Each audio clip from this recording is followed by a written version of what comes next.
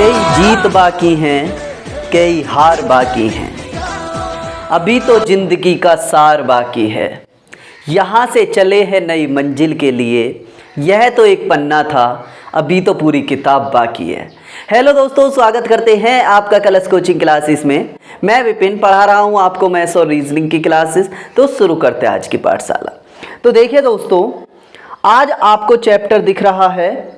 हमारा कौन सा चैप्टर है? तो हमारा चैप्टर हो जाएगा दोस्तों, कौन सा चैप्टर हो जाएगा? आपको बोर्ड पर दिख रहा है पार्टनरशिप मीन्स डेट, साझेदारी। इससे पहले जो हम क्लास लेकर आए थे वो एक हमारे प्रीवियस ईयर क्वेश्चंस या जो सीजीएल 2021 में क्वेश्चन आए थे उनकी क्लास थी। तो उस पर आपने बहुत ही बेहतरीन रेस्पॉन्स दिया है कलश कोचिंग क्लासेस को, तो उसके लिए आपको बहुत बहुत धन्यवाद। और सबसे बड़ी बात, आज क्या है? आज ऐसा दिन है हमारे लिए जिस दिन के बिना आज जो हम यहाँ पर इतने स्वतंत्रता के तरीके से खड़े होकर क्लास ले रहे हैं, या आप इतने आज़ादी के उस उत्सव पर इतने बेहतरीन तरीके से बिना कुछ सोचे समझे क्लास ले रहे हैं, वह दिन है, वह पर्व है 15 अगस्त। 15 अगस्त मतलब कि स्वतंत्रता दिवस, ठीक है। और इस दिन हमारे पूरे उत्तर प्रदेश में हर घर तिरंगा अभियान चलाया जा रहा है। उम्मीद करता हूँ आपने वह अभियान बहुत अच्छे तरीके से चलाया होगा। आपने बहुत ही प्यारा प्यारा झंडा अपने घरों के छतों पर लगाए होंगे और उनके जो नियम थे वह प्रॉपर तरीके से आपने पालन करा होगा, ठीक है। तो इन्हीं चीज़ों को मद्देनज़र रखते हुए हम आज की क्लास का शुभारंभ करते हैं। तो देखिए, सबसे पहले तो हम इस पे मेन कंसेप्ट की बात करेंगे, तो कि भाई पार्टनरशिप मीन्स डेट, साझेदारी का मेन कंसेप्ट होता क्या है। सबसे पहले बात करें दोस्तों, यह क्लास आज एक क्लास में ही यह चैप्टर कंप्लीट हो जाएगा, क्योंकि ज़्यादा बड़ा चैप्टर होता है नहीं और कभी कभी रैंडमली इसमें से क्वेश्चन आ जाता है। तो इन चीज़ों को हम मद्देनज़र रखते हुए, इन पे ज़्यादा टाइम वेस्ट ना करते हुए, बहुत ही बेहतरीन तरीके से आज की क्लास में प्रॉपर तरीके से 10 से 11 क्वेश्चन करके, 10 से 11 कंसेप्ट करके इस प्रॉपर तरीके से साझेदारी के चैप्टर को हम कंप्लीट करेंगे। उसके बाद में आने वाले चैप्टर आपके सामने दोहरान करूँगा, ठीक है। तो देखिए दोस्तों, सबसे पहले तो बात करते हैं कि भाई अगर आपने कोई पूंजी मतलब कोई पैसा किसी व्यापार में लगाया, ठीक है, कि कोई पूंजी या कोई पैसा किसी व्यापार में लगाया और वह आपने 8 महीने के लिए लगाया, 6 महीने के लिए लगाया या 12 महीनों के लिए लगाया, तो उस पर 1 साल के अंत में जाकर कितना लाभ आपको प्राप्त हुआ, यही आपकी साझेदारी होती है।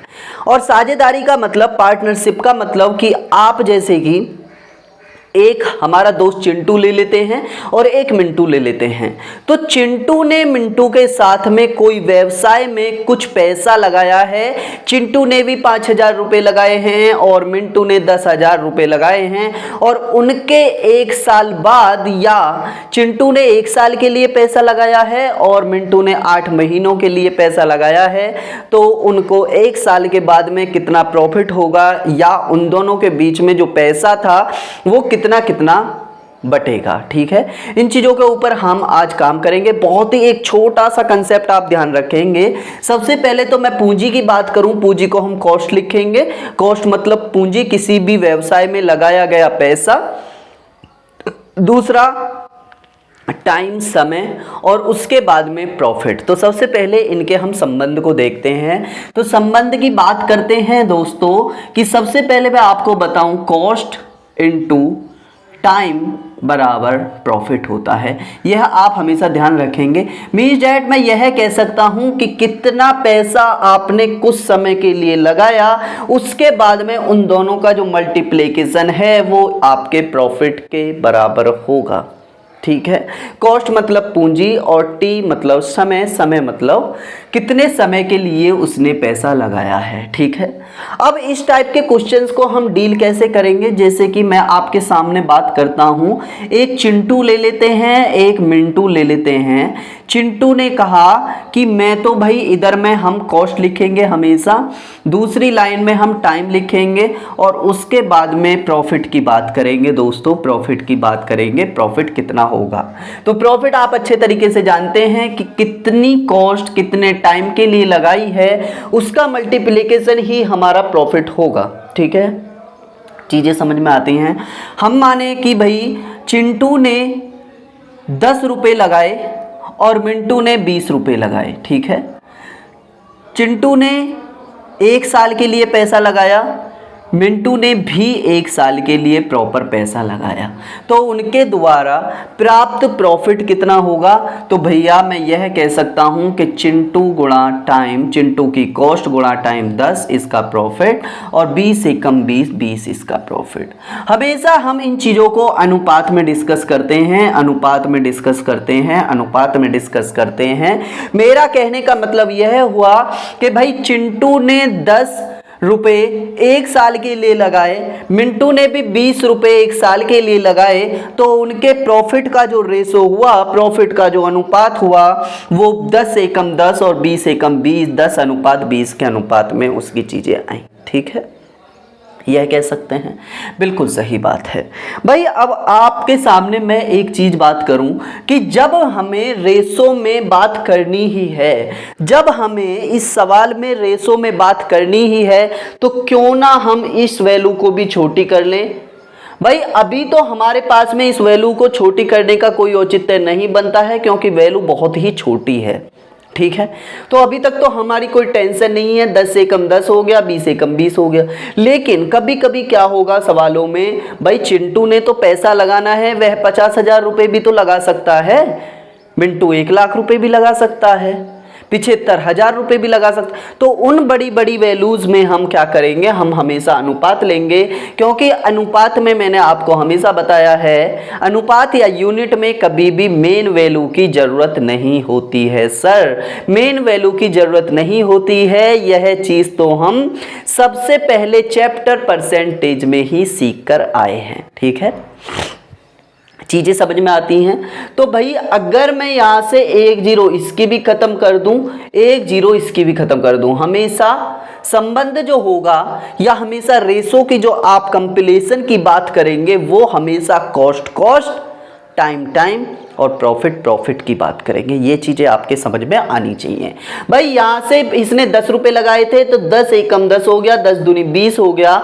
1:2 के अनुपात में हमारा कॉस्ट लगाया गया, 1:1 के अनुपात में उन दोनों का समय था, तो 1:1 और 2:2 मीन्स डेट 1:2 के अनुपात में ही उनका प्रॉफिट आना चाहिए। यहाँ तक चीज़ें समझ में आती हैं, पक्की बात। यहाँ तक आपको प्रॉपर चीज़ें समझ में आनी चाहिए। यही बस इस पूरे चैप्टर का एकमात्र कंसेप्ट है जो कि मैंने आपके सामने रखा।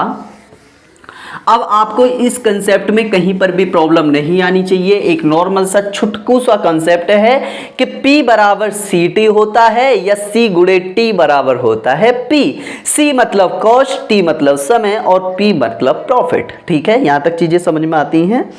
पूंजी गुणा समय बराबर के लाभ। ठीक है, ये चीज़ें समझ में आती हैं। अब आपके सामने एक छुटकू सा क्वेश्चन होगा और क्वेश्चन की तरफ हम चीज़ों को देखते हैं कि क्वेश्चन भाई कैसे कैसे हम डील करते हैं। इसमें 10 से 11 क्वेश्चन हम करेंगे और उसके बाद में चैप्टर को हम कंप्लीट करेंगे बहुत ही अच्छे तरीके से। तो पहला क्वेश्चन आपके सामने दिख रहा होगा। पहला क्वेश्चन कहता है कि A, B और C 5:6:8 के अनुपात में पूंजी लगाकर कोई व्यापार शुरू करते हैं। ठीक है, यहाँ तक चीज़ें समझ में आती हैं। अंत में उनको 5:3:12 के अनुपात में लाभ प्राप्त होता है, तो समय का अनुपात ज्ञात कीजिए। देखिए दोस्तों, भाई हमारे पास में 3 बंदे हैं, मीन्स डैट मैं यह कह सकता हूँ कि एक हमारे पास में A है, एक B है और एक C है। यही तो चीज़ें हैं, C है। ठीक है, C है। उन्होंने तीनों ने व्यापार शुरू किया और 5:6:8 के अनुपात में कॉस्ट लगाई। मतलब कि उनकी पूंजी का अनुपात यदि मैं बात करूं, 5:6:8 के अनुपात में उनकी पूंजी थी। ठीक है, यहाँ तक चीज़ें समझ में आती हैं। दूसरा जो हमारा रेशो होता है वो किस चीज़ का होता है, समय का होता है, टाइम का होता है। टाइम का रेशो अभी तक मेरे को नहीं दिया है इसमें, और टाइम का रेशो ही हमें बात करनी है, निकालना है। अंत में उनको 5:3:12 के अनुपात में लाभ प्राप्त होता है। मैं यह कह सकता हूँ कि यदि प्रॉफिट की बात करें तो प्रॉफिट का रेशो उनका है भाई 5:3:12। यही तो चीजें हैं, 5:3:12। अब इस क्वेश्चन को आप करने में जरा भी देरी नहीं लगाइए, क्योंकि भैया मैंने आपके सामने एक छोटा सा कंसेप्ट रखा कि भाई C/T बराबर होता है क्या, प्रॉफिट। C/T बराबर होता है क्या, प्रॉफिट। और यदि मैं को प्रॉफिट निकालना है या टाइम निकालना है तो मैं यह कह सकता हूं कि टाइम निकालने के लिए हमें प्रॉफिट अपॉन कॉस्ट करना पड़ेगा। भाई यही तो कंसेप्ट है, टाइम निकालने के लिए प्रॉफिट अपॉन कॉन्सेप्ट करना पड़ेगा। तो टाइम निकालने के लिए हम यह कह सकते हैं कि प्रॉफिट अपॉन कॉस्ट करना पड़ेगा। उसके बाद में प्रॉफिट अपॉन कॉस्ट करते ही 5:5 यह हो जाएगा टाइम का रेशो, 5:5 ये ए हो गया।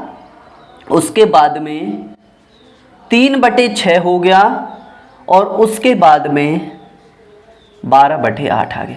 ये चीज़ें समझ में आई कैसे? भाई ये चीज़ें कैसे आई हमारी, आपने कहा कि हमें टाइम का रेशो चाहिए और टाइम का रेशो निकालने के लिए हमें क्या करना पड़ेगा, भाई C/T बराबर प्रॉफिट होता है। T निकालने के लिए हमें P/C करना पड़ेगा और T निकालने के लिए जैसे ही हमने P/C किया तो 5/5 हो गया, 3/6 हो गया, 12/8 हो गए। यहाँ तक चीज़ें आपको समझ में आनी चाहिए, ठीक है। अब हमें क्या करना है, हमें नॉर्मल सी चीज़ें, हमें इतनी तो जानकारी है ही कि भाई 5:5 है तो इसे 1 लिख सकते हैं, 3 दूनी 6, 1:2, 1/2 लिख सकते हैं और 4 तिये के 12 और 4 दूनी 8 मीन्स डेट 3/2 लिख सकते हैं। और इस चीज़ को हम, अब हमें प्रॉफिट की तो ज़रूरत है ही नहीं, तो प्रॉफिट को मिटा सकते हैं क्योंकि हमें टाइम का ही रेशो चाहिए। अब हमारा टाइम का रेशो निकालने के लिए 1:1/2:3/2 है, तो 2 का एलसीएम जैसे ही लिया तो यह बचा 2:1:3। इतनी चीज़ें आपके समझ में आनी चाहिए और यही हमारा इस क्वेश्चन का आंसर हो जाएगा, 2:1:3। उम्मीद करता हूं क्वेश्चन आपको समझ में आया और आपको ऑप्शन नंबर कितना, ऑप्शन नंबर सी आपका करेक्ट आंसर हो गया, ठीक है, 2:1:3। ठीक है, क्वेश्चन आपको प्रॉपर तरीके से समझ में आया। क्वेश्चन में कुछ था ही नहीं, जैसे ही हमने संबंध देखा, संबंध देखने के बावजूद हमें तुरंत पता चला कि भाई हमें टाइम का रेशो निकालने के लिए हमें प्रॉफिट बटे के कॉस्ट करना होगा, क्योंकि हमारा प्रॉफिट बराबर होता है कॉस्ट इनटू टाइम। ठीक है, पहला क्वेश्चन समझ में आया। अगर बात करें दूसरे क्वेश्चन की तो दूसरा क्वेश्चन आप करके देखेंगे। ठीक है भाई, दूसरा क्वेश्चन आया आपके सामने। ठीक है, दूसरा क्वेश्चन आपके सामने बोर्ड पर होगा। भाई दूसरा क्वेश्चन कहता है कि ए और बी ने 1500 और 2000 रुपये लगाकर, देखो अब की बार में ये चीजें आ गई ना, 1500 और 2000 रुपये लगाकर एक व्यापार शुरू किया।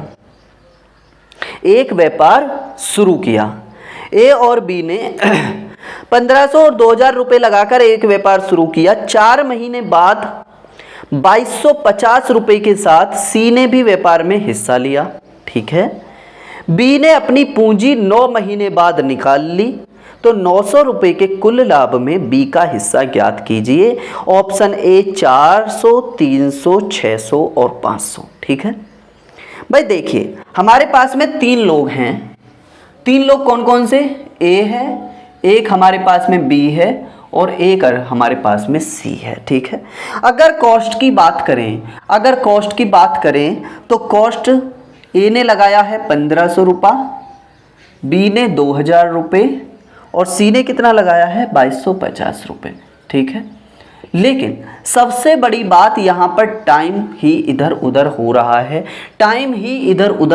है। आपको दिख रहा होगा कि भाई क्वेश्चन में कहा है कि 4 महीने बाद 2250 रुपये के साथ। भाई अगर मैं 1 साल पूरे की बात करूं, भाई मैं 12 महीने की बात कर रहा हूं हर सवाल में। मैंने आपसे पहले ही कहा है हम हर सवाल में 12 महीने की बात करेंगे, 1 साल के बाद में प्रॉफिट देखेंगे। ठीक है भाई एक साल में 12 महीने होते हैं और उसने कहा कि सी ने 4 महीने बाद में अपना जो कॉस्ट प्राइस था या कॉस्ट जो लगाई है वो 4 महीने बाद में लगाया है। तो मैं आपसे कहूं कि सी ने कितने महीनों के लिए अपना पैसा लगाया होगा, तो आप कहेंगे सर 12 महीनों में से 4 महीने उसने पैसा नहीं लगाया है, क्योंकि उसने कहा है कि मेरा पैसा 4 महीने बाद लगेगा। तो आप कहेंगे सर सी ने केवल एकमात्र 8 महीनों के लिए अपना पैसा लगाया है। उम्मीद करता हूं यह चीज आपको समझ में आई। ठीक है,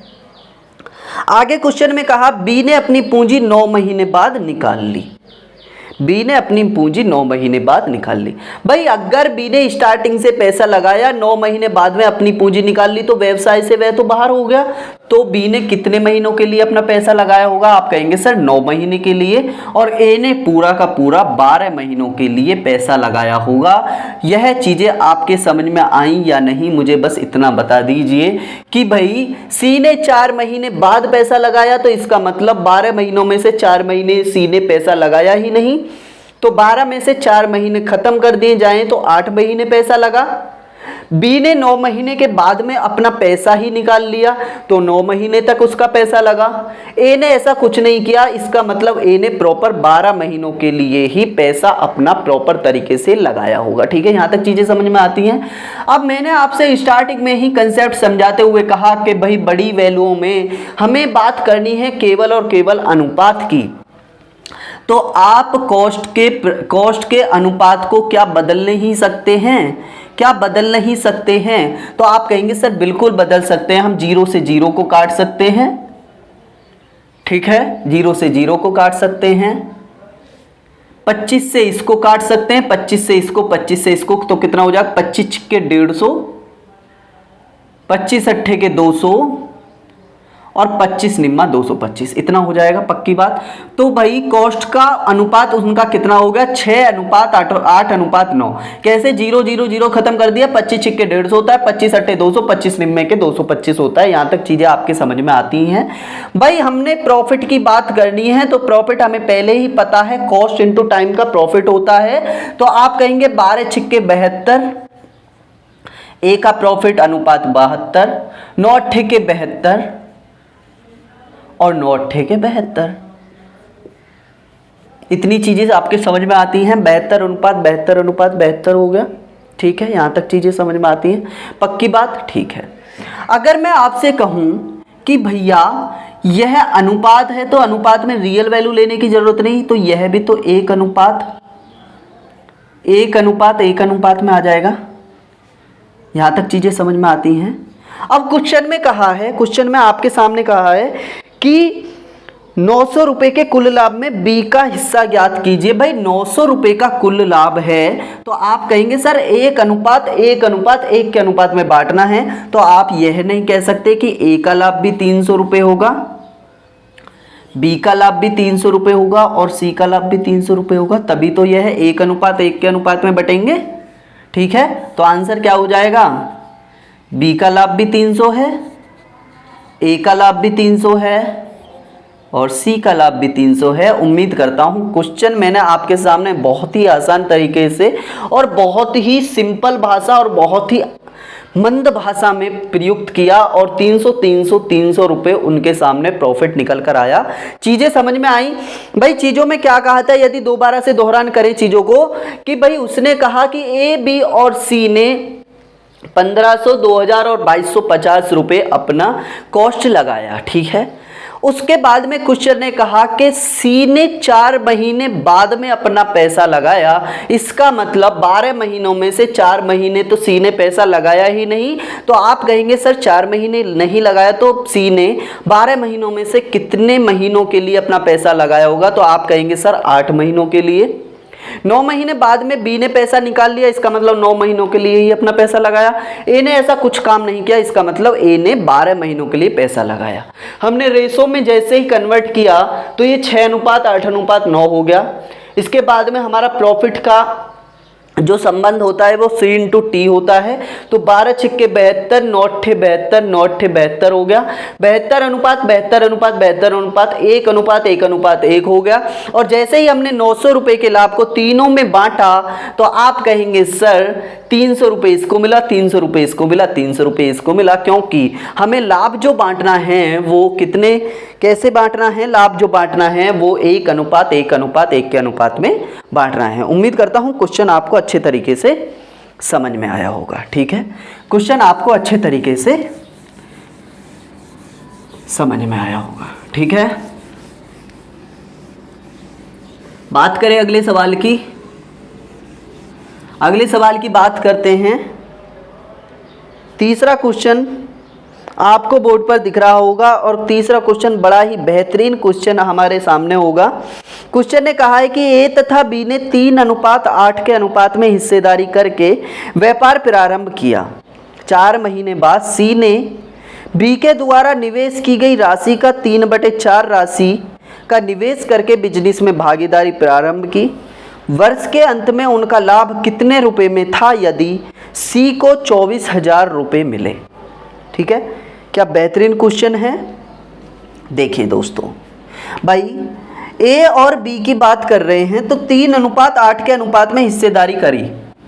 3 अनुपात 8 के अनुपात में हिस्सेदारी करी होगी। ठीक है, उसके बाद में कहा कि 4 महीने बाद फिर से 12 महीने की बात करेंगे, 4 महीने बाद में लगाया, इसका मतलब 8 महीनों के लिए लगाया होगा। तो टाइम हम अभी से ही लिख लेते हैं भाई। टाइम सी ने अपना पैसा 8 महीनों के लिए लगाया होगा और उसने कहा है सी ने बी के द्वारा निवेश की गई राशि का 3/4 भाग। भाई 8 भाग तो उसने लगाया है बी ने, सी ने उसकी राशि का 3/4 भाग लगाया। 4 दूनी 8, तो सी ने कितना लगाया होगा 6। मैं इन छोटी छोटी चीज़ों को आपके सामने करके क्यों बताता हूँ, क्योंकि भाई आपको नॉर्मल बेसिक आने चाहिए और हम पिछले 6 महीनों से बेसिक के ऊपर प्रॉपर तरीके से बात कर रहे हैं। ठीक है, करके बिजनेस में भागीदारी प्रारंभ की। वर्ष के अंत में उनका लाभ कितने रुपए में था यदि सी को 24,000 रुपये मिलते। क्वेश्चन हो गया आपके सामने। भाई 8 महीनों के लिए इसने लगाया, बी ने पूरा 12 महीनों के लिए लगाया और सी ने भी ए ने भी पूरा 12 महीनों के लिए लगाया। इसने 4 महीनों के लिए लगाया था, इसका मतलब 4 महीनों के लिए पैसा लगाया ही नहीं था, 4 महीने बाद लगाया था। तो 12 में से 8 महीनों के लिए उसने पैसा लगाया था।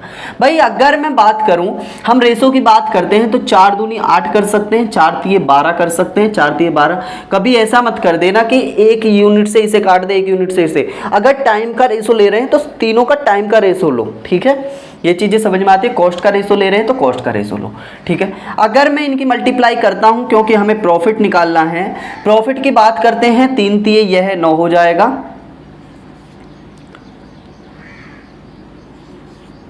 3 तिये 9 हो जाएगा। यह कितना हो जाएगा, यह हो जाएगा 24 और यह कितना हो जाएगा, यह हो जाएगा 12।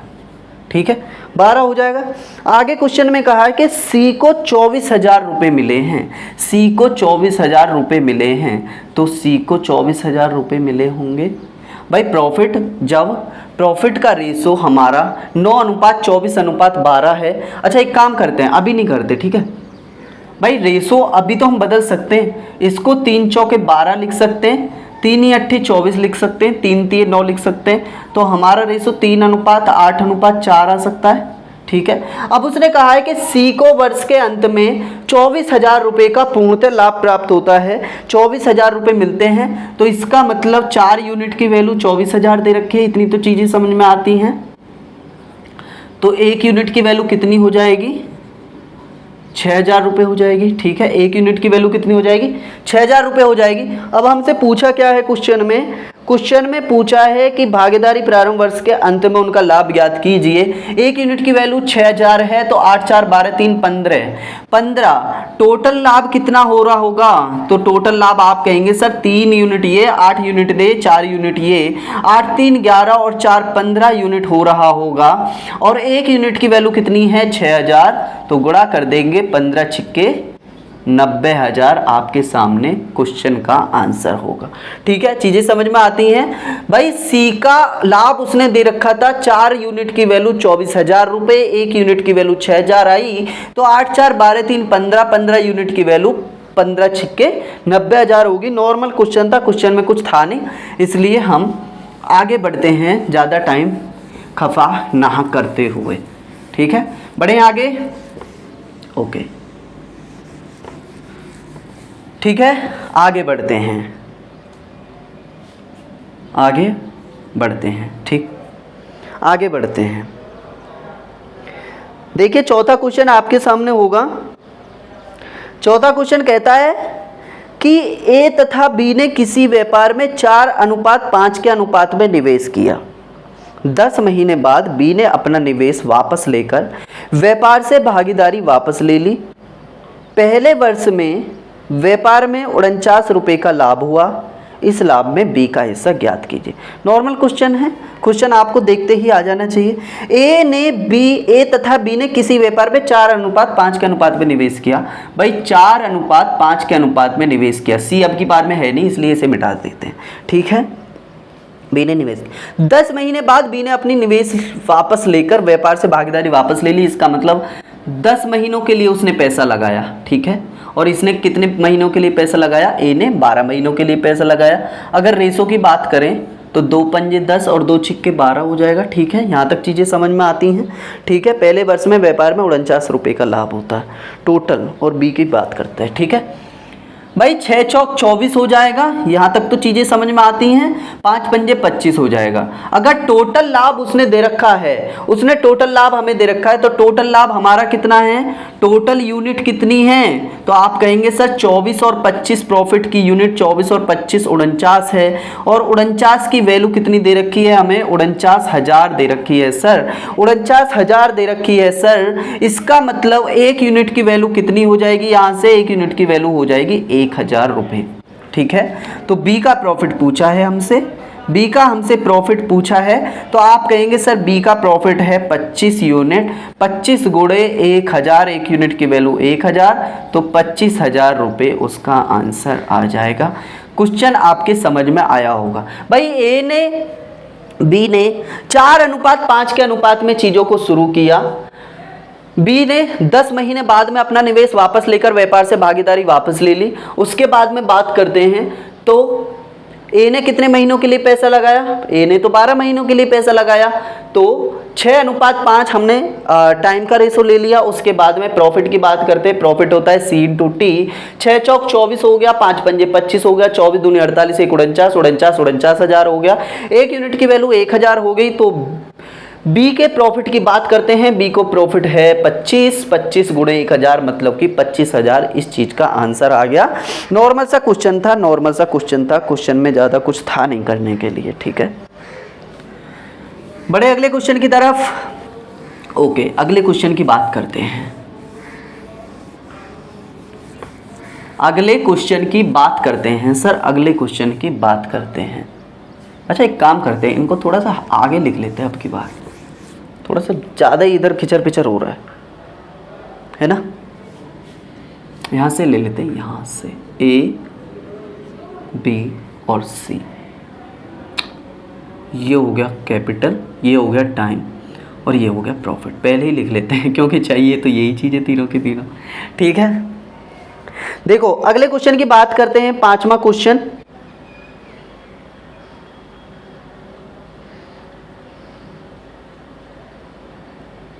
पांचवा क्वेश्चन आपको बोर्ड पर दिख रहा होगा। बहुत ही बेहतरीन क्वेश्चन, बड़ा सा लग रहा है देखने में। क्वेश्चन कहता है कि ए 25 लाख रुपए का निवेश करके टैक्सी सर्विस प्रारंभ करता है। 3 महीने बाद बी 40 लाख रुपए का निवेश करके बिजनेस से जुड़ जाता है। बी के बिजनेस के जुड़ने के 4 महीने बाद 50 लाख रुपए निवेश करके सी भी उनसे जुड़ जाता है। ए के बिजनेस प्रारंभ करने के 1 वर्ष बाद उन्हें 2,73,000 रुपये का लाभ होता है। लाभ में सी का भाग ज्ञात कीजिए। क्या बेहतरीन क्वेश्चन है। देखिए सर, देखिए ए 25 लाख रुपये का निवेश करता है। ए जो करता है वो 25 लाख रुपये का निवेश करता है। ठीक है, ठीक है। 3 महीने बाद बी 40 लाख रुपए का निवेश करता। अब आप मुझे एक बात बताइए, 12 महीनों में से 3 महीने बाद में कर रहा है, तो बी ने कितने महीनों के लिए अपनी पूंजी लगाई होगी? तो आप कहेंगे सर बी ने लगाई होगी 9 महीने के लिए, 40 लाख रुपए उसने लगाए। ठीक है, ठीक है, यहाँ तक चीज़ें समझ में आती हैं। उसके बाद में आगे क्वेश्चन में कहा कि 4 महीने बाद बी के बिजनेस के जुड़ने के 4 महीने बाद 50 लाख रुपए। भाई सी ने रुपया तो लगाया है 50, ठीक है। बी जुड़ा है 3 महीने बाद, बी जुड़ा है 3 महीने बाद और बी के जुड़ने के 4 महीने बाद। भाई 3 महीने तो बी ने ही पैसा नहीं लगाया और जैसे ही बी ने पैसा लगाना स्टार्ट किया उसके 4 महीने बाद में पैसा लगाया, तो आप कह सकते हैं सर 12 महीनों में से 3 महीने तो बी ने ही पैसा नहीं लगाया था और बी के जुड़ने के 4 महीने बाद में और पैसा लगाया है सी ने। तो इसका मतलब मैं यह कह सकता हूँ 4 3 7, तो 12 में से 7 महीने पैसा नहीं लगाया। इसका मतलब सी ने जो अपना पैसा लगाया होगा वो 5 महीनों के लिए लगाया होगा। कैसे? दोबारा से देखते हैं। भाई 12 महीनों की बात कर रहे हैं, ए ने जो अपना पैसा लगाया वो टोटल 12 महीनों के लिए लगाया है, ये तो हमें प्रॉपर तरीके से पता है, ठीक है। बी ने 3 महीने बाद में पैसा लगाया था, इसका मतलब 12 महीनों में से 3 महीने उसने पैसा लगाया ही नहीं, तो बी ने अपना पैसा 9 महीने के लिए लगाया होगा, पक्की बात है, ओके। बी के 3 महीने जुड़ने के बाद, बी के जुड़ने के 4 महीने बाद, भाई बी तो 3 महीने बाद तो खुद ही जुड़ा है, 3 महीने तो उसने पैसा लगाया ही नहीं, और बी के 4 महीने जुड़ने के बाद, बी के जुड़ने के 4 महीने बाद सी ने पैसा लगाया, इसका मतलब 3 महीने बी ने नहीं लगाया और 4 महीने और सी लेट हो गया, इसका मतलब 12 में से 3 महीने तो बी ने ही नहीं लगाया और बी जैसे ही आया बी के जुड़ने के 4 महीने बाद और आया है, इसका मतलब 4 3 7 महीने उसने पैसा नहीं लगाया, उसने केवल 12 महीनों में से 5 महीने पैसा लगाया है। ये चीज़ें आपके सामने हैं, ठीक है, ये चीज़ें समझ में आई। भाई सी ने केवल 5 महीने पैसा लगाया है, कैसे? 3 तो महीने खा लिए बी ने और 4 महीने खा लिए किसने? सी ने, ठीक है। यहाँ तक चीज़ें समझ में आती हैं। 4 महीने सी ने खुद ने खाए और बी के 3 महीने और खाए, तो बी सी ने 4 3 7 महीने खाए, इसका मतलब सी ने जो पैसा लगाया है वो 12 में से 7 खत्म कर दिए, केवल 5 महीने पैसा लगाया है। यहाँ तक चीज़ें समझ में आती हैं। अगर मैं रेशो की बात करूँ तो 5 दूसरे 50, 5 अट्ठे 40 और 5 पंजे 25 कर सकते हैं, यहाँ तक तो चीज़ें समझ में आती। 5 8 10 12 9 5 का रेशो हो गया। अगर मैं गुड़े की बात करूँ 12 पंजे 60 प्रॉफिट, 8 निम में 72 प्रॉफिट और 50 प्रॉफिट, ठीक है। आगे क्वेश्चन में क्या कहा है? ए के बिजनेस के प्रारंभ करने के 1 वर्ष बाद उन्हें 2,73,000 रुपये का लाभ होता है। सर 2,73,000 रुपये का लाभ होता है, तो मैं यह कह सकता हूँ कि ये टोटल कितना हो जाएगा? टोटल प्रॉफिट हो जाएगा कितना हो जाएगा? भाई 2 तो ये हो गया, 7 5 12 और 6 18, 182 हो गया और ये कितना पैसा लिया? 2,73,000 रुपये, 2,73,000 रुपये, यही तो कह रहा है। भाई ए के बिजनेस प्रारंभ करने के 1 वर्ष बाद उन्हें 2,73,000 रुपये का लाभ होता है। टोटल लाभ दिया है, टोटल लाभ 2,73,000 रुपये दिया है। हमारा रेशो कितना आया टोटल लाभ का? तो वो आया है 60:72:50। इसका मतलब 182 की वैल्यू 2,73,000 है, ठीक है। अगर मैं इसे काटूं, इसे कितनी बार काट सकते हैं भाई? 1 बार काट सकते हैं, बिल्कुल। 182, यहाँ पर कितने बचेंगे? 1 और यहाँ पे 9 0 5 5 अट्ठे 40, ये 5 बार कटेगा, 5 बार, ठीक है। 0 उतार लिया, 00, ठीक है। तो 1 यूनिट की वैल्यू कितनी आ गई? 1 यूनिट की वैल्यू आ गई 1500, 1 यूनिट की वैल्यू आ गई 1500। हमने जैसे ही यह काटा तो हमारा 182 से 2,73,000 कटता है 1500 बार, ठीक है, 1500 बार कटता है। अब हमें किसकी वैल्यू चाहिए? तो हमें चाहिए सी का भाग, और सी का भाग है 50, तो 50 की इसमें मल्टीप्लाई कर देंगे, 50 की इसमें मल्टीप्लाई कर देंगे तो सी का प्रॉफिट कितना आ जाएगा? 3 0 तो अलग से आएंगे और 15 पंजे कितने हो जाएंगे? 75,000। तो सी का जो प्रॉफिट था वो 75,000 रुपये आ जाएगा। उम्मीद करता हूँ आपको क्वेश्चन समझ में आया होगा। क्वेश्चन में ज़्यादा कुछ था नहीं। क्वेश्चन में क्या था? सर ए बी और सी ने अपना 25 40 और 50 के अनुपात में अपना पैसा लगाया हुआ था। टी की बात करें, समय की बात करें, ए ने 12 महीनों के लिए पैसा लगाया, बी ने 9 महीने के लिए पैसा लगाया और सी ने 5 महीनों के लिए पैसा लगाया। यहाँ तक चीज़ें आपके सामने आई। प्रॉफिट की बात करें, दोनों की मल्टीप्लाई होती है, 12 पंजे 60, 9 72 और 10 पंजे 50 हो गया। ठीक है, अगर टोटल लाभ उसने दिया हुआ था, टोटल लाभ कितना दिया हुआ था, तो 2,73,000 उसने दिया हुआ था और टोटल लाभ की यहाँ के यूनिट निकालें तो 182 थी। 182 से 2,73,000 को हमने काटा, 1500 बार कटेगा और 1500 सी का प्रॉफिट उसने पूछा था, तो सी का प्रॉफिट की बात करते हैं। सर सी का प्रॉफिट कितना आया, तो आप कहेंगे सर सी का प्रॉफिट आया 50 गुणे के 1500 मीन्स डेट 75,000 रुपये। उम्मीद करता हूँ क्वेश्चन आपको अच्छे तरीके से समझ में आया और आपको इस क्वेश्चन में कुछ सीखने को मिला होगा। ठीक है, ठीक है सर, ओके। 1 मिनट का ब्रेक लेते हैं, मैं देख लेता हूं कितनी बड़ी क्लास हो गई है अभी तक हमारी।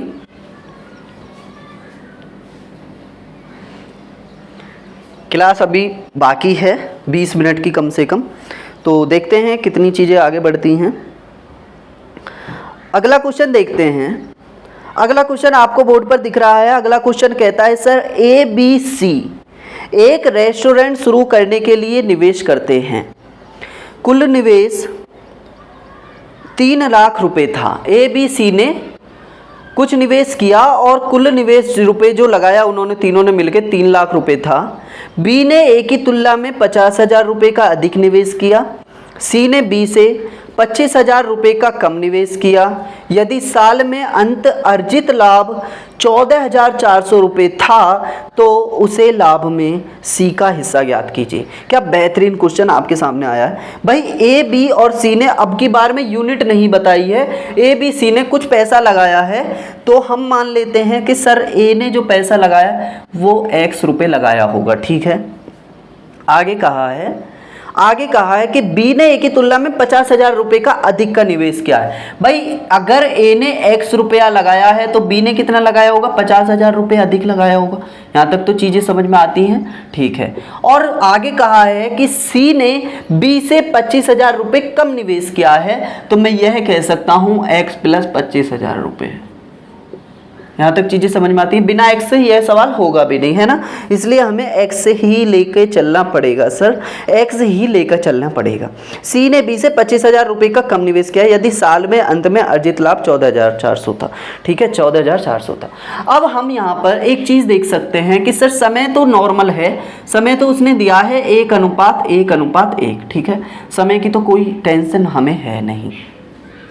हमें जो टेंशन है वो इस यूनिट की है। यह जो टोटल पैसा लगाया है, यह जो हमारा रेशो है x अनुपात x + 50,000 अनुपात x + 25,000, वो हमारा 3 लाख रुपए के बराबर है। वो हमारा कितने लाख रुपए के बराबर है, तो आप कहेंगे 3 लाख रुपए के बराबर। तो यहाँ से हम x की वैल्यू निकाल सकते हैं। 1 2 3x हो जाएगा, 3x + 50,000 25,000 कितने हो जाएंगे, 75,000।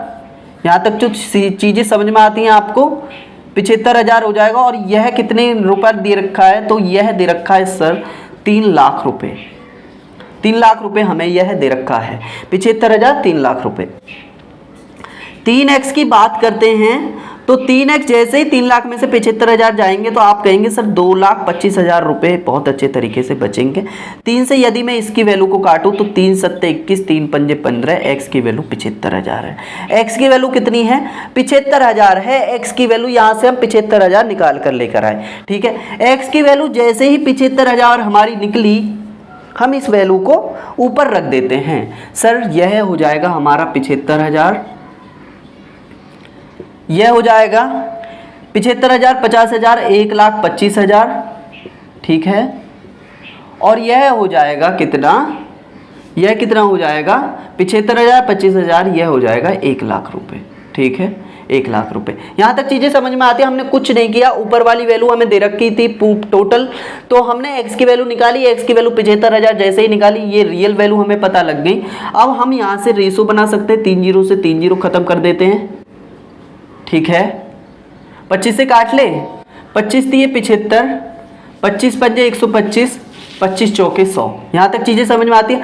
3:5:4 का हमारा रियल कॉस्ट कॉस्ट प्राइस पता पड़ गया, मतलब कि उन्होंने कितने यूनिट के हिसाब से या कितनी पूंजी के हिसाब से उसने पैसा लगाया था, तो उसका रेशो हमें पता लगा 3:5:4 के अनुपात में। ठीक है, अगर हम यहाँ से प्रॉफिट की बात करते हैं तो टाइम तो भाई हमारा रेशो 1:1:1 है, तो 3:3 हो जाएगा, 5:5 हो जाएगा, और यहाँ से 4:4 हो जाएगा।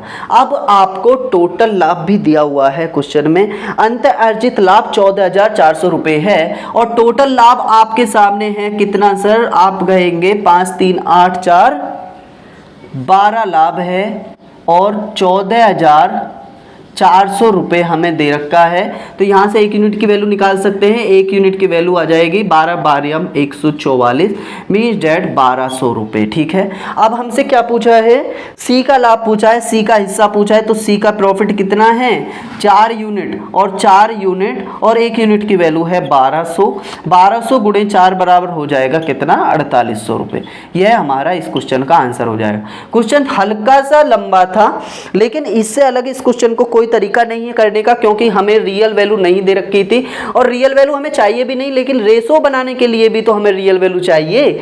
तो इसमें एक्स दे रखा था, बी 50,000 रुपये फालतू, और सी 25,000 रुपये बी से कम। उसके बाद में हमने जैसे ही एक्स की वैल्यू निकाली 75,000 रुपये आई, रियल वैल्यू हम निकाली, रियल वैल्यू निकालने के बाद में हमने रेशो बनाया 3:5:4, उसके बाद में टाइम का रेशो 1:1:1, प्रॉफिट आया 354, टोटल प्रॉफिट दे रखा था 14,400, हमारा आया 5, 4, 9 और 3 12 यूनिट, 1 यूनिट की वैल्यू 1200। अगर हम कॉस्ट की बात करें, किसकी, सी के प्रॉफिट की बात करें, तो वो 4 यूनिट था, 4 यूनिट जैसे ही हमने बात करी 4 × 1200 मतलब कि 4800 यूनिट आपके सामने क्वेश्चन आ गया। ठीक है, क्वेश्चन समझ में आया,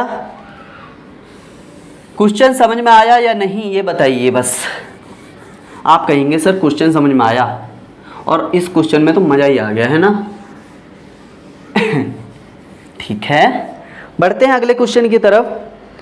अगला क्वेश्चन है हमारा 7वां क्वेश्चन, आपको दिखेगा बोर्ड पर, और 7वां क्वेश्चन भी एक one of the best question है। क्वेश्चन कहता है कि 2 व्यापारी ए और बी 5:8 के अनुपात में एक कारोबार में निवेश किया। उन्होंने व्यवसाय में कमाए गए लाभ में 30% धनराशि का पुनर्निवेश करने का निर्णय लिया, और शेष लाभ को उन्होंने स्वयं के बीच में वितरित कर लिया। अगर लाभ में ए का शेयर 87,500 है, तो उस कारोबार में कितना लाभ प्राप्त हुआ होगा, उस कारोबार में कितना लाभ प्राप्त किया होगा। ये देखिए सर, बेहतरीन क्वेश्चन, मुझे बड़ा क्वेश्चन पसंद आया ये। देखिए 2 व्यापारी हैं, 5:8 के अनुपात में लगाया, सी मिटा देते हैं क्योंकि सी का अब की बार में काम है नहीं। 5:8 के अनुपात में उन्होंने पैसा लगाया, ठीक है, अनुपात में एक कारोबार का निवेश किया। उन्होंने व्यवसाय में कमाए गए लाभ में 30% धनराशि का पुनर्निवेश कर दिया। मतलब कि उन्होंने पहले ही डिसाइड किया कि जैसे ही हमारा 100% लाभ निकल कर आएगा 1 साल के बाद में, ठीक है, उसमें से 30% हम दोबारा से अपना बिजनेस जमाने पर ध्यान देंगे, और 70% को हम आपस में बांट लेंगे। यही तो चीज़ें हैं, ठीक है। पुनर्निवेश करने का निर्णय लिया, शेष लाभ को उन्होंने स्वयं के बीच वितरित कर लिया। अगर लाभ में एक का शेयर 87,500 रुपये था, तो उस कारोबार में कितना लाभ रुपए में हुआ। देखिए दोस्तों, भाई 1:1 टाइम की तो कोई बात ही नहीं करते हैं, तो 1 साल की बात करते हैं, 12 महीना तो 1:1 की बात करते हैं। प्रॉफिट की बात करते हैं, 5:5 हो जाएगा, और 8:8 हो जाएगा। यहाँ तक तो नॉर्मल चीज़ें हैं, यहाँ तक कोई दिक्कत वाली बात नहीं है सर, कोई भी दिक्कत वाली बात नहीं है ना। अब उसमें कहा है कि सर 30% को तो हमने दोबारा से लगा दिया, अब 70% को हमने आपस में बांटा। तो आप यह कह सकते हैं कि भाई यह जो प्रॉफिट बटा है, इनका आपस में जो प्रॉफिट बटा है, यह केवल 70% है, क्योंकि 30% तो उन्होंने क्या किया है, 30% को तो उन्होंने अलग से रख दिया। लेकिन हमें आंसर किसका चाहिए, हमें आंसर टोटल 100% का चाहिए, ठीक है।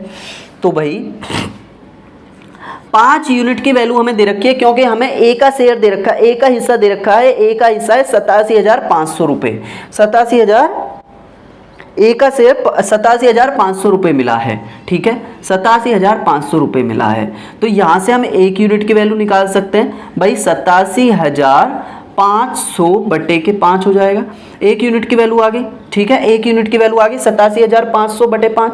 लेकिन भाई 1 यूनिट की वैल्यू 87,500 हो गई।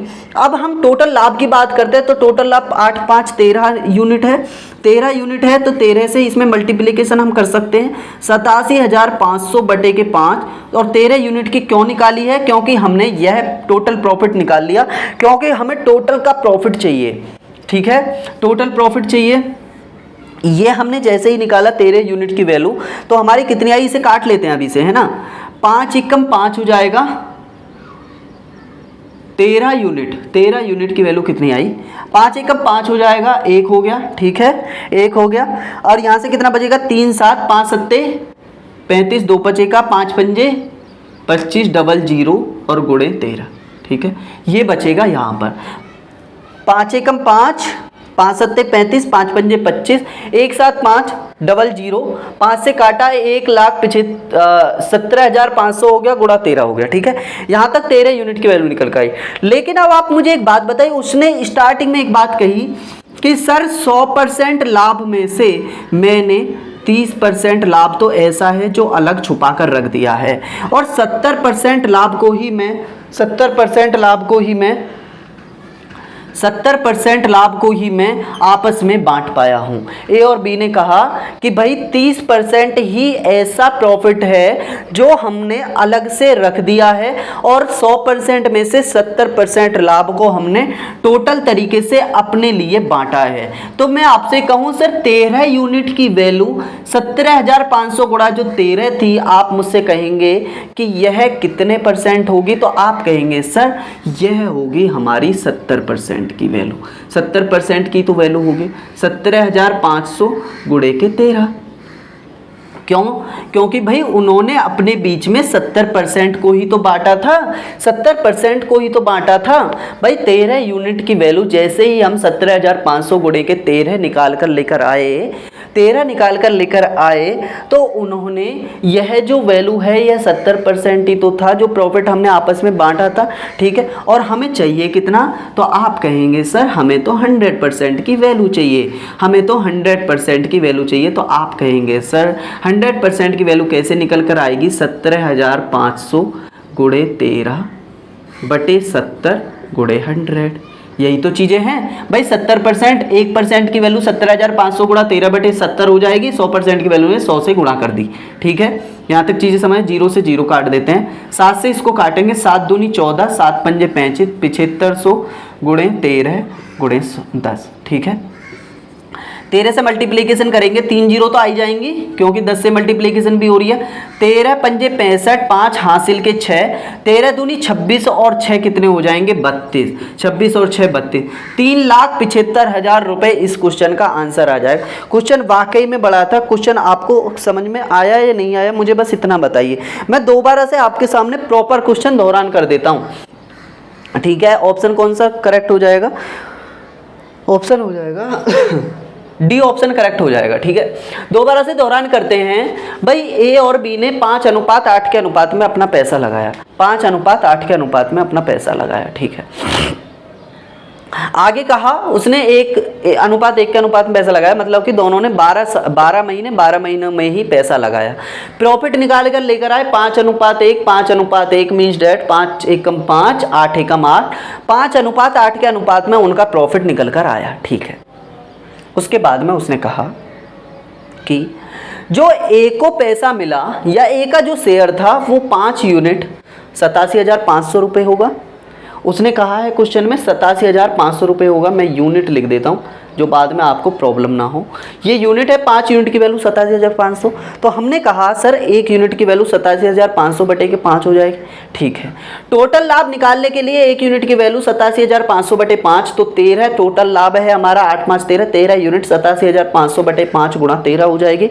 यहाँ तक चीज़ें समझ में आती है। 5 से जैसे ही हमने काटा तो ये एक 17,500 गुणा 13 बना और ये 13 यूनिट है। लेकिन क्वेश्चन में सर दूसरी लाइन में कहा है कि 100% लाभ में से 30% एक हिस्सा ऐसा था जो कि उन दोनों ने पहले ही बनाया था कि इस 30% को हम आपस में बांटेंगे नहीं, इस 30% हिस्से को दोबारा से अपना व्यवसाय जमाने के लिए रखेंगे। ठीक है, अपना दोबारा से व्यवसाय जमाने के लिए अपने पास रखेंगे।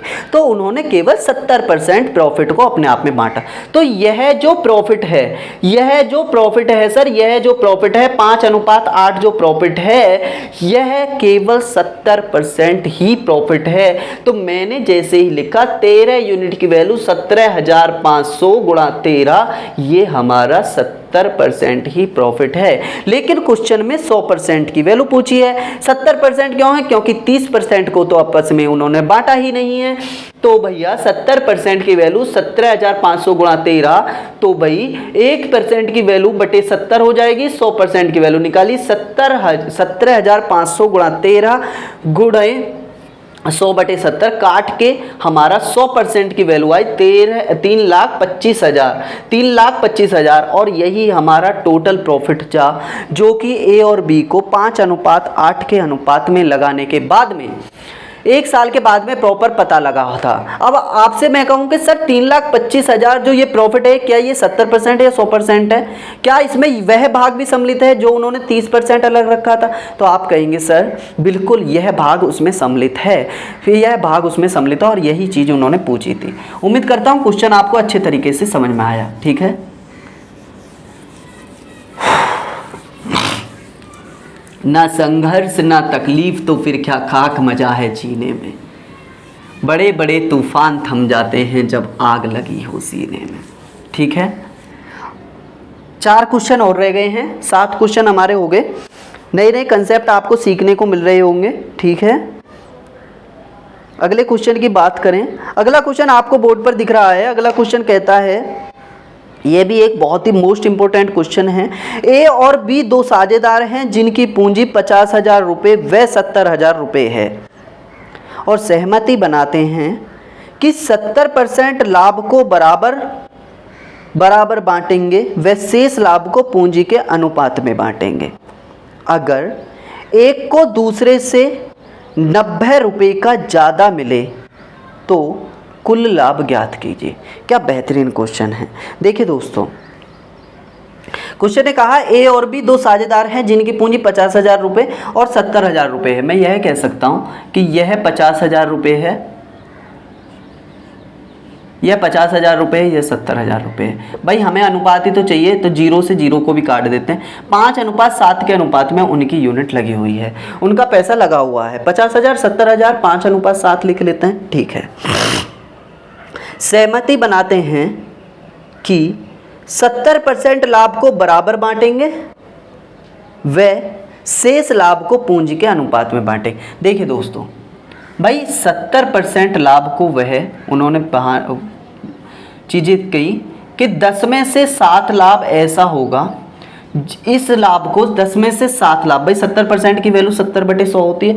ठीक है, तो 0 से 0 काट दे, 7/10। 10 में से 7 लाभ को तो वह बराबर बांटेंगे, बराबर बांटेंगे। लेकिन 10 में से 7 लाभ को बराबर बांटा, 3 लाभ को वह इस अनुपात में बांटेंगे, पूंजी के अनुपात में बांटेंगे। चीज़ें आपके समझ में आती हैं। ठीक है, जैसे ही उन्होंने इस चीज़ के अनुसार उन्होंने क्वेश्चन को बांटा, उन्होंने लाभ को बांटा, तो एक को दूसरे से 90 रुपये ज़्यादा मिले तो टोटल लाभ ज्ञात कीजिए। क्या बेहतरीन क्वेश्चन। देखिए टाइम का रेशो तो 1:1 ही है, टाइम को तो छेड़ा ही नहीं है दोनों ने, तो 5:7 के अनुपात में उन्होंने बात करी। ठीक है, 5:7 के अनुपात में उन्होंने बात करी है।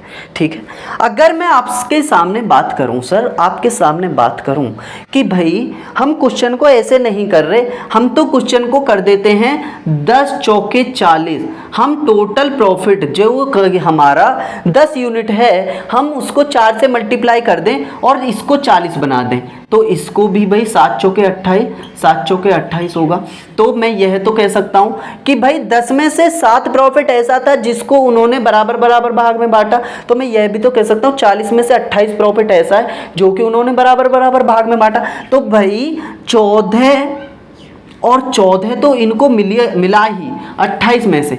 अब 40 में से 28 को बराबर बराबर भाग में बांटा, तो भैया 12 प्रॉफिट, 40 में से 12 प्रॉफिट ऐसा होगा, तभी तो 12 और 28 मिलकर 40 बनाएंगे। 40 टोटल प्रॉफिट है, 40 में से 28 को उन्होंने बराबर बराबर भाग में बांटा। हमने क्या किया, 7/10 था, 10 में 4 की गुणा करी, 10 चौक 40 हो गया, 7 चौक 28 हो गया, ठीक है 28 हो गया भाई। 40 में से 28 को उन्होंने बराबर बराबर भाग में जैसे ही बांटा तो 14 मिलेंगे, पक्की बात।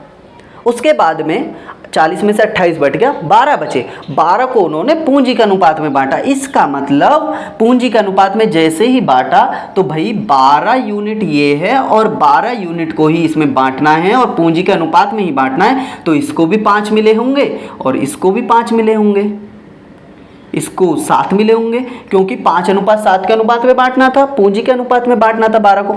तो भाई एक को 2 फालतू मिले तो 14 से 14 तो कट ही जाएंगे, तो इसका मतलब 5 और 7 एक को 2 फालतू मिले, 2 यूनिट फालतू मिले और यही 90 रुपये था। ठीक है, दोबारा से दोहरान करें, दोबारा से दोहरान करते हैं सर।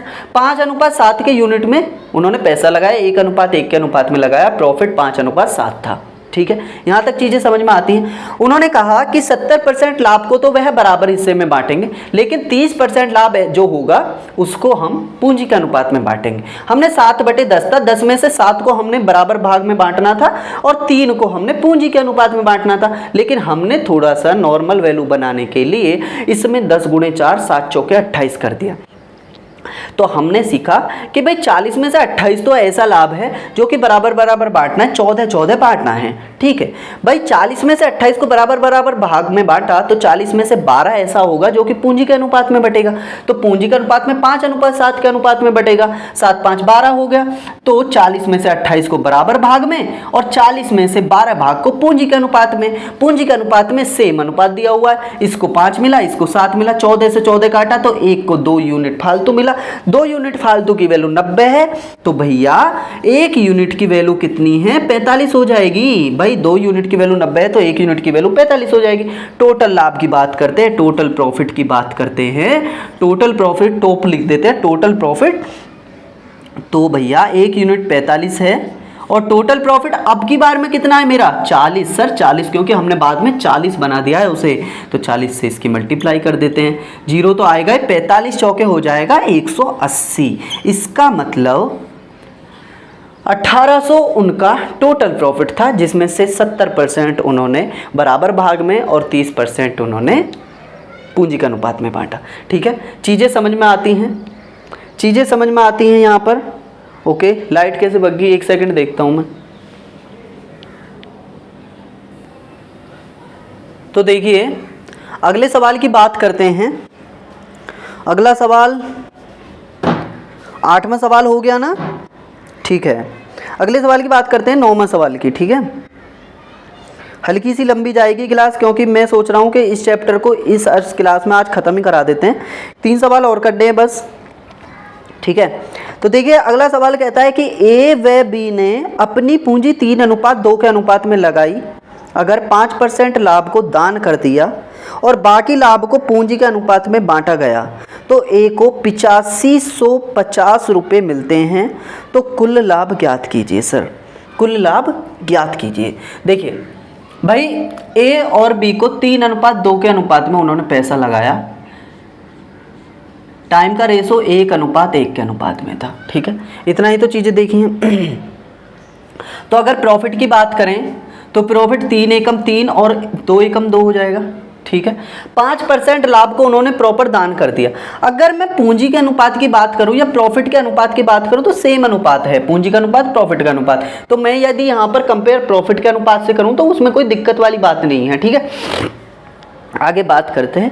5% लाभ को दान कर दिया। ठीक है, 5% लाभ को दान कर दिया।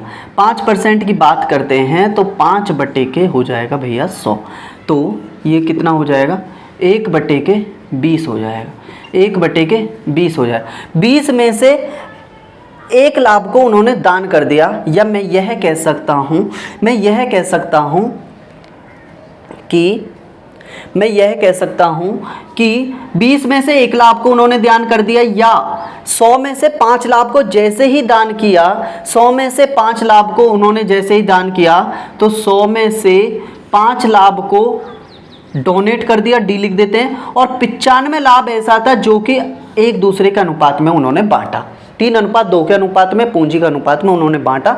तो मैं यह कह सकता हूं कि 5 यूनिट की वैल्यू, अब इस टाइम 5 यूनिट की वैल्यू कितनी है, तो आप बताएंगे सर 5 यूनिट की वैल्यू 95 है, क्योंकि हमें 95 लाभ को ही तो बांटना है। तो 1 यूनिट की वैल्यू कितनी हो जाएगी, 19। ठीक है, 19 हो जाएगा 19 हो जाएगा।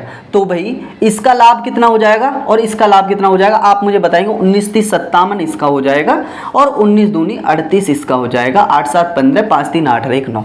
ठीक है, चीज़ें यहाँ तक समझ में आती कैसे भाई। 5% को उन्होंने डोनेट कर दिया, मतलब मैं यह कह सकता हूँ कि 100 में से 5 को उन्होंने डोनेट किया और 95 को उन्होंने आपस में बांट लिया। 95 को उन्होंने आपस में बांट लिया। 95 को उन्होंने आपस में क्या किया, बांट लिया। 95 को जैसे ही बांटा, 3 और 2 5, 5 को 95, 1 यूनिट की वैल्यू 19 हो गई, 19 3 57 और 19 दूनी 38। अब हमें आगे बात करनी है, 8550 रुपये मिलते हैं ए को। भाई ए को वैसा हिस्सा कितना है, 57। अगर मैं यहाँ पर बात करूँ, ए को हिस्सा है 57 यूनिट और 57 यूनिट ही हमें दे रखा है 8550 रुपया। 8550 रुपये दे रखा है। इन चीज़ों को मिटा दूँ, इन चीज़ों को मिटा सकता हूँ, ठीक है, इन चीज़ों को मिटा देते हैं क्योंकि ये तो नॉर्मल वैल्यू थी। ठीक है, 57 यूनिट की वैल्यू कितनी आई, 8550 रुपये। अगर मैं इसे काटूं सर, कितने से काट सकते हैं 1 यूनिट की वैल्यू, तो 57 1 कम 57 हो जाएगा।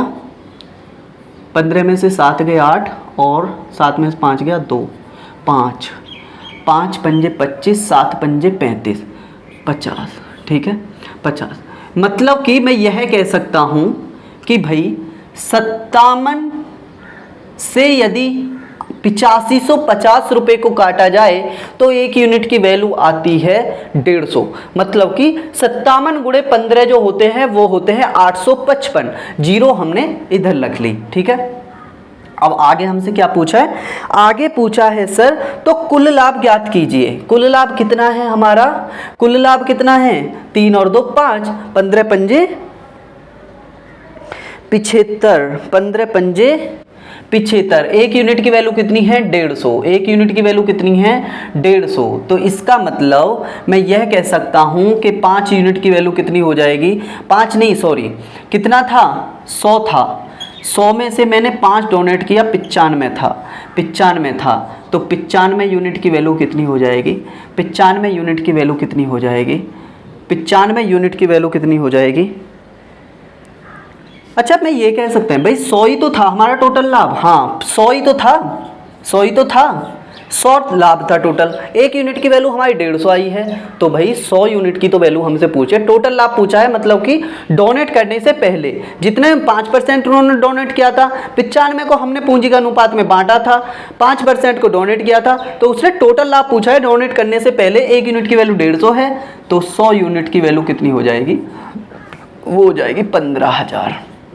ठीक है, 15,000 ऑप्शन नंबर ए इस क्वेश्चन का आंसर हो जाएगा। उम्मीद करता हूँ क्वेश्चन आपको अच्छे से समझ में आया। बस 2 क्वेश्चन और हैं, मुझे पता है हल्की सी लंबी होगी यह क्लास, कोई बात नहीं है, चैप्टर तो हमारा कंप्लीट हो जाएगा। इसमें फिर 2 क्वेश्चन के लिए अगला चैप्टर लेके आएँ, फिर अगला नया ही चैप्टर लेके आएंगे नए जोश के साथ, है ना। ठीक है, बी। ठीक, 10वां क्वेश्चन देखिए।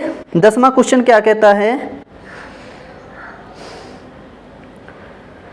न संघर्ष न तकलीफ तो फिर क्या खाक मजा है जीने में, बड़े बड़े तूफान थम जाते हैं जब आग लगी हो सीने में। देखिए 10वां क्वेश्चन बहुत ही बेहतरीन क्वेश्चन। ए और बी समान मात्रा में धनराशि निवेश करके एक व्यवसाय शुरू करते हैं। 4 महीने बाद सी 3.5 लाख रुपए निवेश करके उनमें शामिल होता है।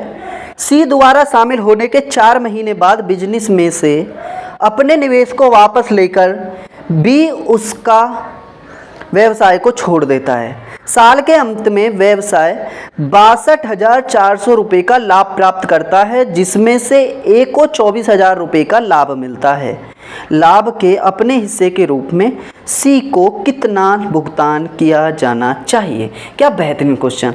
देखिए सर, ए और बी समान मात्रा की बात करते हैं। सर मुझे नहीं पता कितनी, तो हम एक्स ले लेते हैं। ए और बी ने समान मात्रा में निवेश किया। 4 महीने बाद सी 3.5 लाख रुपए 3.5 लाख रुपए का निवेश किया। 3.5 लाख रुपए का निवेश किया है, ठीक है, सी ने। 4 महीने बाद में क्या है, इसका मतलब 12 महीनों में से 8 महीने उसने निवेश किया होगा, ठीक है। आगे बात करते हैं, सी द्वारा शामिल होने के 4 महीने बाद सी 3.5 लाख रुपए का निवेश करता है। सी दोबारा शामिल होने के 4 महीने बाद। भाई सी 4 महीने बाद तो खुद ही उस व्यवसाय में जुड़ा है, 4 महीने बाद में जुड़ा है, इसका मतलब उसने 8 महीनों के लिए पैसा लगाया, तथा सी के 4 महीने बाद जुड़ा। सी के जुड़ने के 4 महीने बाद, भाई सी 4 महीने बाद जुड़ा, एक तो 4 महीने ये हो गए। भाई यहाँ से मैंने अनुपात अपना स्टार्ट किया, सी जुड़ा यहाँ पर, सी जुड़ा यहाँ पर, तो ये जो डिस्टेंस थी वो 4 महीने की है, ठीक है। सी जुड़ गया। सी के जुड़ने के 4 महीने बाद बी ने कुछ कांड किया। बी ने क्या किया, बी उस व्यवसाय को छोड़ देता है। सी 4 महीने बाद जुड़ा, 4 महीने ये, और सी के जुड़ने के 4 महीने बाद में बी व्यवसाय को छोड़ देता है। इसका मतलब मैं आपसे यह कह सकता हूं कि सर बी ने 8 महीनों के लिए अपनी पूंजी लगाई होगी। चीजें समझ में आती हैं। सी के 4 महीने जुड़ने के बाद में बी खत्म कर देता है अपने व्यवसाय को, उस व्यवसाय को छोड़ देता है। और सी कब जुड़ता है, 4 महीने बाद में जुड़ता है। ए 12 महीनों के लिए जुड़ता है। सर 12 महीनों के लिए जुड़ता है। यहाँ तक चीज़ें आपको नॉर्मल समझ में आई, नॉर्मल ही चीज़ें थी, नॉर्मल समझ में आई, ठीक है। अब आगे बोला कि साल के अंत में व्यवसाय 62,400 रुपये का लाभ प्राप्त करता है। देखिए इसको हम नॉर्मल लिख सकते हैं, 4 दूनी 8, 4 दूनी 8 और 4 तिये 12, ठीक है। अगर मैं यहाँ पर प्रॉफिट की बात करूँ, ये 3x हो जाएगा, ये कितना हो जाएगा, ये 2x हो जाएगा, ये कितना हो जाएगा, 3.5 गुणे 2 बराबर 7 हो जाएगा, ठीक है। ए को 24,000 रुपये का लाभ मिलता है। ए को 24,000 रुपये का लाभ मिलता है। 3x की वैल्यू सर 24,000 रुपये दे रखी है। क्या मैं सही बोल रहा हूँ? तो आप कहेंगे सर बिल्कुल। ए को 24,000 रुपये का लाभ मिलता है। 3x की यूनिट है हमारी कितनी, 24,000 3 से काट सकते हैं 8,000, तो x की वैल्यू कितनी हो गई, तो x की वैल्यू हो गई 8,000 रुपये, ठीक है। अगर b की बात करें तो b को कितना फिर पैसा मिला होगा, 8 दूनी 16,000 रुपये। भाई x की वैल्यू कितनी है, x की वैल्यू 8,000, तो b को कितनी मिली, 8 दूनी 16,000 रुपये, ठीक है। बहुत बढ़िया, चीज़ें समझ में आई यहाँ तक, बिल्कुल सर बिल्कुल समझ में आई। अब उसने कहा कि 62,400 रुपये में से सी का हिस्सा ज्ञात कीजिए। अब आप मुझे एक बात बताइए, ए को 24,000 रुपये मिले, ए को मिले 24,000 रुपये, बी को कितने मिले 16,000 रुपये, टोटल कितने हुए 0 0 0 0 6 4 10 2 और 1 3 और 1 4, 40,000 रुपये तो ए और बी ने ही आपस में बांट लिए। 62,400 में से ए बी का हिस्सा 40,000 रुपये है, तो भैया सी का हिस्सा कितना बचेगा, 22,400 रुपये। भाई जब ही तो टोटल 62,400 रुपये होंगे, 40,000 ये और 22,400 ये, तो 40 और 22,400 हो जाएंगे 62,400 रुपये। इसका मतलब मैं यह कह सकता हूँ कि सी का हिस्सा जो है वो कितना है, 22,400 रुपये, ठीक है। क्वेश्चन समझ में आया, क्वेश्चन समझ में आया या नहीं, दोबारा से दोहरान करें, ओके दोबारा से बता देते हैं। भाई ए और बी ने सेम राशि में अपनी राशि नहीं बताई और उन्होंने निवेश किया, तो हमने x और x मान लिया, x और x मान लिया। सी ने 3.5 के हिसाब से 3.5 लाख रुपया निवेश किया। उसके बाद में समय जो बात करें, समय सी जैसे ही निवेश करता है उससे 4 महीने बाद में निवेश करता है कौन, सी स्टार्टिंग से बिजनेस से 4 महीने बाद में निवेश करता है, तो 12 महीने में से 4 महीने तो सी ने निवेश नहीं किया, इसका मतलब सी ने अपनी राशि 8 महीने के लिए निवेश की होगी, पक्की बात।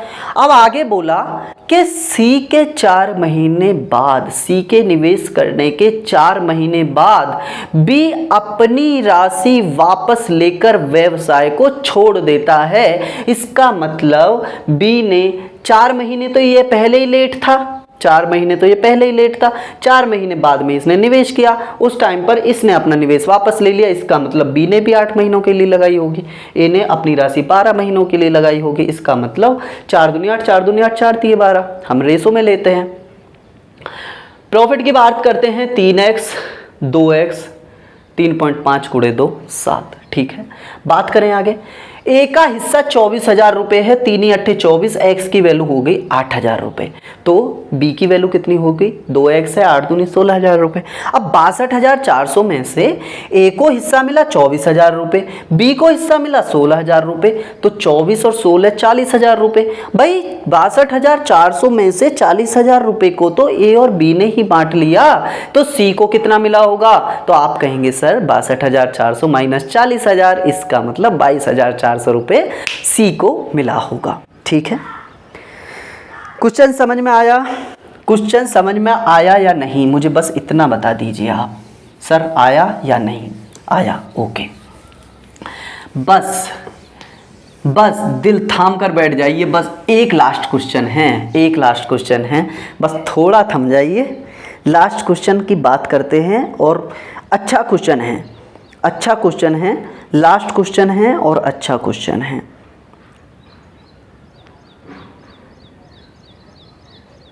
क्वेश्चन आपको बोर्ड पर दिख रहा होगा।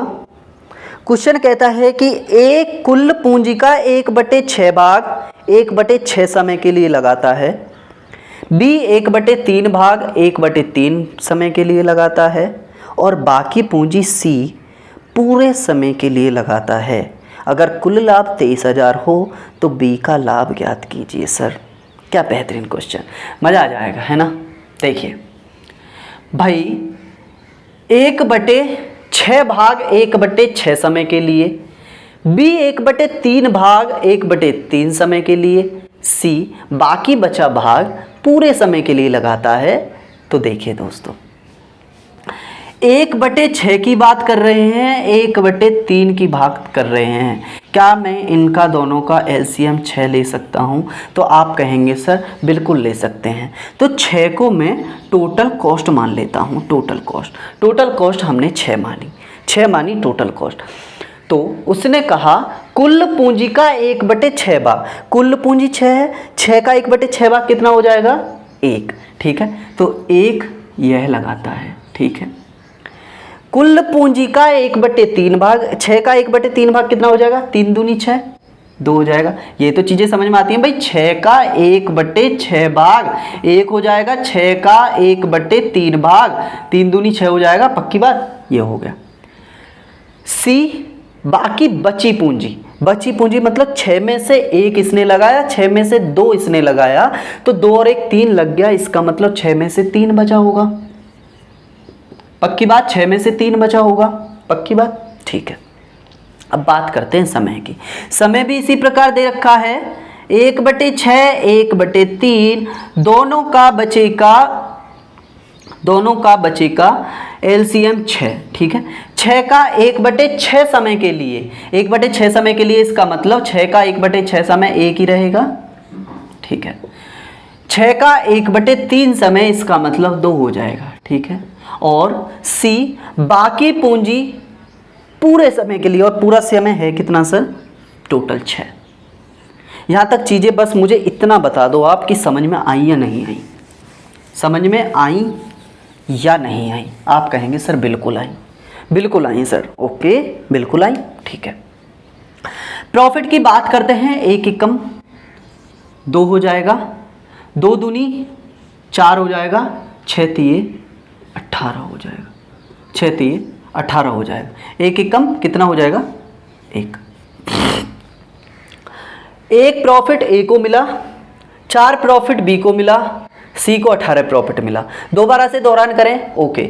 सर ए बी सी था, तीनों ने कॉस्ट लगाई, 6 का एलसीएम लिया हमने, 6 का 1/6 भाग इसने, 6 का 1/3 भाग इसने, तो 3 दूनी 6, और 6 का बचा हुआ भाग जब 2 और 1 3 इन्होंने लगा लिया तो बचा कितना, 3 भाग बचा, सी ने लगाया। ठीक है, 6 का 1/6 समय के लिए इसने, 6 का 1/3 समय के लिए इसने 3 दूनी 6, और इसने टोटल समय के लिए लगाया, मतलब 6 समय था, 6 समय के लिए लगाया। प्रॉफिट की बात करें, 1 एकम 1, 2 दूनी 4, 6 तिया 18, 18 4 22 और 1 23। अब हम टोटल प्रॉफिट की बात करते हैं सर। टोटल प्रॉफिट कितना हो जाएगा, टोटल प्रॉफिट की बात करते हैं तो आप कहेंगे सर टोटल प्रॉफिट हो जाएगा 18 4 22 और 1 23 यूनिट, और 23 यूनिट कितने के बराबर है, तो आप कहेंगे सर जी 23,000 रुपये के बराबर है, 23,000 रुपये के बराबर है। तो 1 यूनिट की वैल्यू कितनी है सर, 1,000 रुपये। अब आप मुझे इतना बता दो कि आपको आंसर मिला या नहीं मिला। आगे क्या पूछा है, बी का लाभ पूछा है सर, बी का लाभ पूछा है, बी का लाभ है 4 यूनिट की वैल्यू हो जाएगी कितनी, 4 गुणे 1,000। ठीक है, 4,000 रुपये, पक्की बात। उम्मीद करता हूँ चीज़ें आपके समझ में आई, और यह इस क्लास का लास्ट क्वेश्चन था, और यह अब ये समझ लीजिए ये चैप्टर हमारा प्रॉपर कंप्लीट हो गया।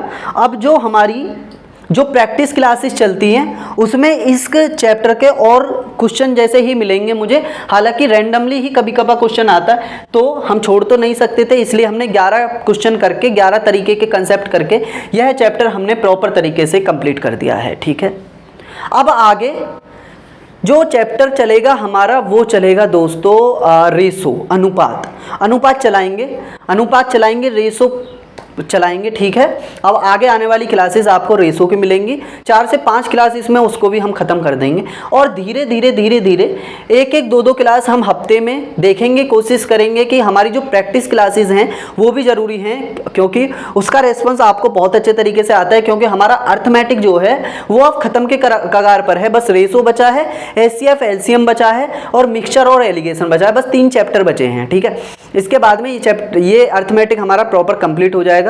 उसके बाद में मैंने हाइट एंड डिस्टेंस दोबारा से कराने का वादा किया, हाइट एंड डिस्टेंस दोबारा से करा दूंगा, और उसके बाद में हमारी रीजनिंग जो बची है रीजनिंग को कंप्लीट कराएंगे। ठीक है, रीजनिंग कंप्लीट कराने के बाद में फिर हम पढ़ेंगे एडवांस की तरह। ठीक है, तो और बीच में हफ्ते में जैसे हमारी 3 क्लासेस आ रही हैं तो 2 चैप्टर की क्लासेस और 1 प्रैक्टिस, क्योंकि मुझे लगता है पढ़ने के साथ साथ में प्रैक्टिस भी बहुत ज़रूरी है। ठीक है, उम्मीद करता हूँ क्लासेस आपको समझ में आ रही है, और दोबारा से धन्यवाद कि आपने प्रैक्टिस क्लास जो पेपर एनालिसिस था हमारा 2021 में सीजीएल में जो क्वेश्चन आए हुए थे मैंने वो सॉल्यूशन कराए थे, तो वो आपको बहुत ही पसंद आए, और हमारी क्लास से ये सारे के सारे कंसेप्ट उसमें कूद पड़े थे, हमारा थंबनेल भी यही था। ठीक है, और दोबारा से आपको स्वतंत्र दिवस की हार्दिक शुभकामनाएं, बहुत अच्छे तरीके से आप मना रहे होंगे इस आज़ादी के अमृत महोत्सव को। ठीक है, तो चीज़ों को यहीं पर समाप्त करते हैं। जय हिंद, जय भारत, नमस्कार। और हाँ, लाइक शेयर एंड सब्सक्राइब करना ना भूलिए। ठीक है, धन्यवाद।